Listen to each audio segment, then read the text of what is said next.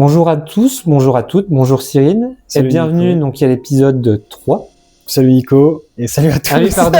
Non, c'est pas grave. Épisode 3 du comptoir. Du comptoir, au comptoir. Au comptoir. Au comptoir. Toujours avec de la bande dessinée. Hein. Toujours. En fait, on lit que ça, en fait. Parce que on lit beaucoup de choses, mais en fait, c'est plus simple de lire tous les deux une bande dessinée. C'est ça. Que de lire tous les deux un roman, c'est plus compliqué. Effectivement. Même si on en lit beaucoup. Aujourd'hui, on se retrouve avec deux bandes dessinées. Ouais, non pas une, mais deux. Deux, mais Alors, qui se suivent. Qui se suivent. Donc c'est La Révolte sans précédent. Ouais. Et la suite, La Contre-Révolte sans précédent. Au scénario, Guillaume Meurice. C'est un chroniqueur, humoriste qui a longtemps officié sur France Inter. Et au dessin, Sandrine Deloffre.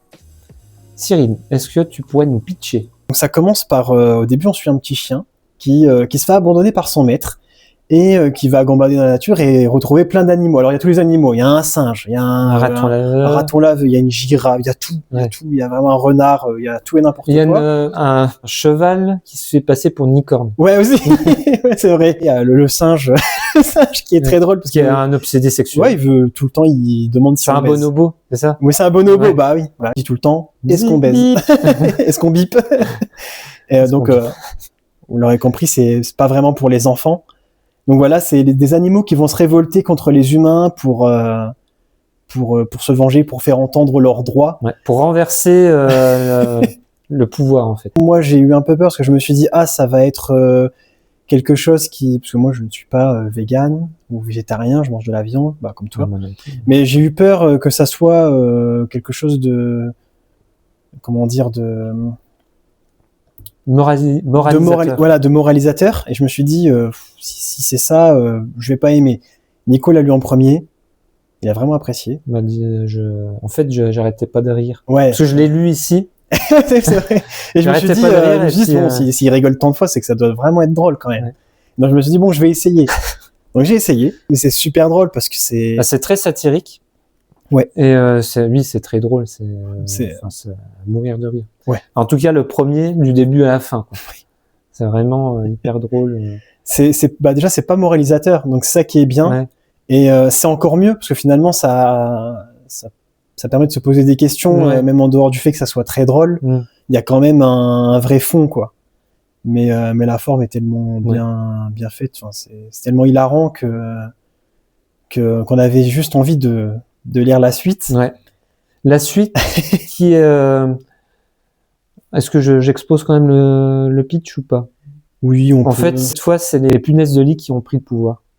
Et le tome 2 est un peu moins drôle. Il y a des choses encore, des scènes, des planches qui sont vraiment très très drôles. Mais en fait, c'est surtout les personnages des punaises de lit qui sont moins drôles, qui sont un peu plus... c'est trop forcé. En fait, c'est de l'humour un peu forcé, un peu pénible, un peu lourdingue. Ouais, c'est ça. Ouais. C'est que c'est l'humour un peu de jeunes. Donc, alors, je sais pas si les gens ont les refs, etc. Mais après, c'est vrai que le personnage de la punaise, le chef des punaises, est un peu décrit aussi comme ça, comme un mec un peu lourd. Hein, un mec... C'est pas un mec, mais c'est comme un personnage un peu lourd en fait, avec un humour qui ne fait rire que lui en fait. Oui, c'est ça. Et puis tout le monde, en fait, c'est un peu Kim Jong-un. C'est en fait, s'il fait une blague, même si c'est pas drôle, il faut rire parce qu'il y a pas trop le choix. Sinon, il tue tout le monde. Donc bon. Et c'est en plus c'est un artiste raté, etc. Donc c'est ça qui est assez drôle. C'est vraiment avec un clin d'œil à Gad Elmaleh qui a volé des blagues aux Américains. Ah oui, c'est vrai. Non, mais par contre, au niveau des clins d'œil, il y en a tout le temps dans les deux BD. Il y a que ça. Et la fin, donc il y aura une suite forcément. Ouais. On va pas dire comment se termine. Oui, avec le chat. Mais c'est pas un chat comme les autres. C'est pas un chat comme les autres. Ça, c'est vrai. C'est ça. Mais pour savoir qui quoi est le chat. Ouais. faut lire la fin de la révolte. Mais c'est ça contre-révolte sans précédent.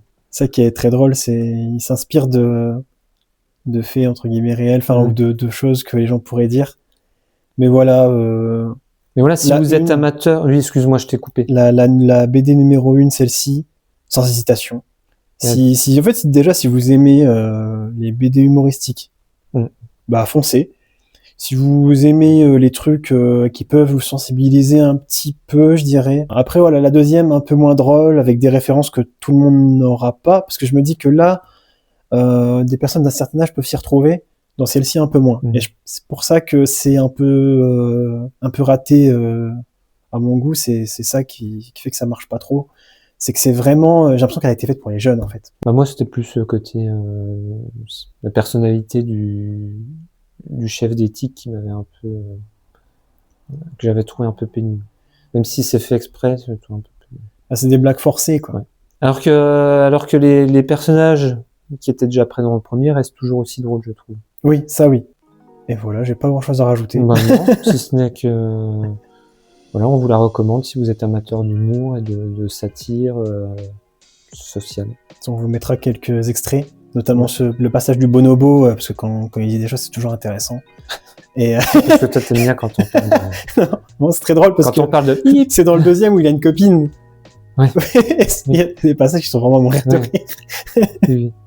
Mais voilà. Donc voilà, donc on vous recommande La Révolte sans précédent, et si vous avez apprécié le premier tome, laissez-vous tenter quand même par le deuxième. Oui. Parce que ça reste quand même très... Feuilletez-le au moins. Ça reste quand même bien, même si c'est pas au niveau du premier. Bah, feuilletez-le chez nous. Et si vous aimez les 10 premières pages, voilà. J'ai envie de dire. Oui. Mais par contre, le feuilletez pas en intégralité. Aucun intérêt pour nous. Ah voilà, rien à rajouter. Non. Mis à part que vous pouvez nous retrouver, nous et ces bandes dessinées au 42 Place du Roc à Pont-à-Mousson. Et voilà, tout. On vous souhaite une bonne journée, une bonne soirée. Une excellente nuit. Ouais, exactement. Ou un bon réveil. Et voilà. Salut. Salut.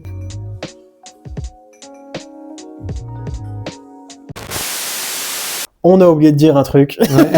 Parce que on les a laissés afficher pourtant. Ouais. Vas-y, je te laisse. C'est le logo, enfin un des deux logos officiels de Radioactivité. Radioactivité qui est la radio de Pont-à-Mousson. Donc on fait un coucou à Francine, Franck, Johan, Bulle, à toute l'équipe. Donc voilà, si vous avez le temps d'écouter le matin ou en journée Radioactivité, il y a également une émission qui s'appelle Soyez curieux, dans laquelle on officie également en tant que chroniqueur, où on parle des livres qui nous ont plu. Donc voilà, n'hésitez pas à les écouter. Alors dis pourquoi il y a ce logo. S'il est dessus. Il y a ce logo parce qu'on en parle dans l'émission Soyez curieux. Ou parfois c'est parce que eux aussi en parlent. C'est pas des logos que. Plus souvent, c'est parce que nous, on en parle. Enfin, on en parle dans l'émission. Oui, non, mais je veux dire, ou bien eux aussi, lorsqu'ils en parlent, ça, je voulais dire. Ah, d'accord, oui, j'ai pas été bien sûr. clair, mais bon, au pire, ça se trouve, les gens auront compris. Oui. C'est moi qui est pas clair. Mais voilà tout. Et là, cette fois-ci, on vous dit vraiment au revoir. Au revoir.